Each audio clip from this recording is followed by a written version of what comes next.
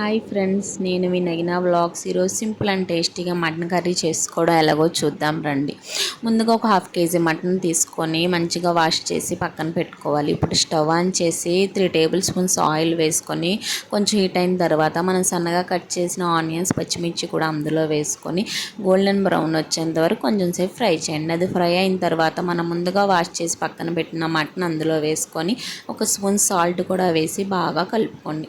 బాగా కలుపుకున్న తర్వాత మూత పెట్టి కొంచెం సేపు ఉడకనివ్వండి. ఉడికితే ఇందులో బాగా వాటర్ వస్తాయి. ఆ వాటర్ ఇంకెంత వరకు ఉంచి ఇంకిపోయిన తర్వాత ఒక స్పూన్ అల్లం వెల్లిపాయ పేస్ట్ వేసుకొని బాగా కలుపుకోండి. ఇది బాగా కలిసిన తర్వాత హాఫ్ స్పూన్ పసుపు, 2-3 స్పూన్ల కారం కూడా వేసి బాగా కలుపుకోండి. బాగా కలుపుకున్న తర్వాత సిమ్లో పెట్టి ఒక 10 మినిట్స్ బాగా కుక్ అయ్యేంత వరకు ఉంచండి. కుక్ అయిన తర్వాత మూత తీసి కొంచెం ఒకసారి కలుపుకొని ఒక 3 గ్లాసుల వాటర్ కూడా వేసుకోవాలి.